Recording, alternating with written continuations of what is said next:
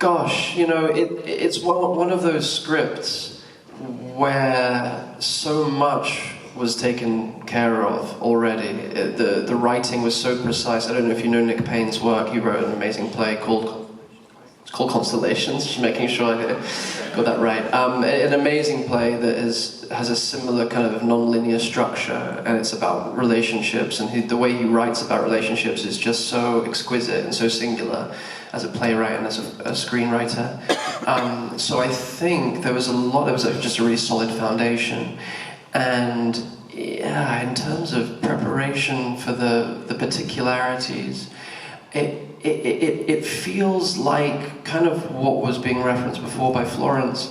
It feels like one of those films where you kind of don't want to know what the scene will be. You kind of don't want to know what the next take's going to be.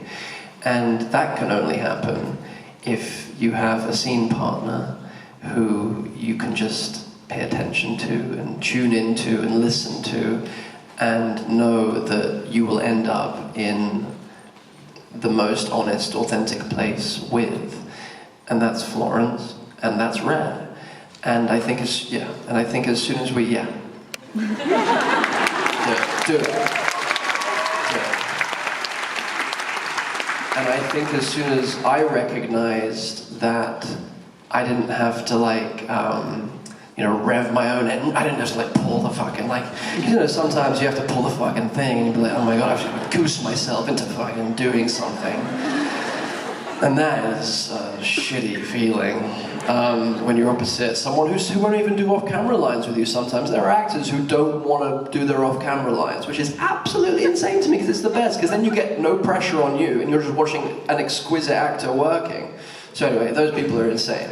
But they're not here. They're not. No. Well, there are a couple in our film. No, I'm just kidding. No one in our film.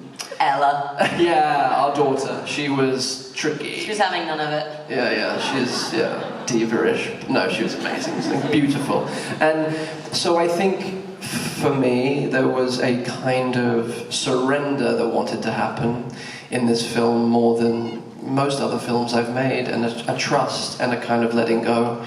And I think that's a theme in the film, and I was just so struck by watching it. Just there were moments tonight that moved me in a way that I hadn't been moved before, and the profound simplicity of two people who just want to live, whose longing to live is just, essentially primally present and visible and palpable. And I think that's kind of what this vitality, this need to be here, this mysterious want to be here, as Tony Kushner said, we live past hope, that's all, when we're more sores than skin, we still want to live for some reason.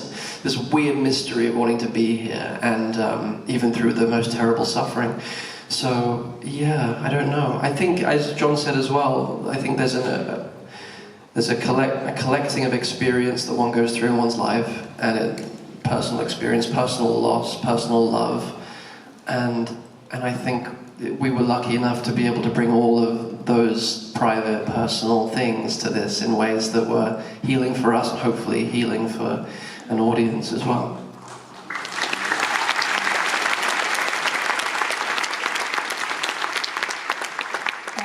Yes, over there.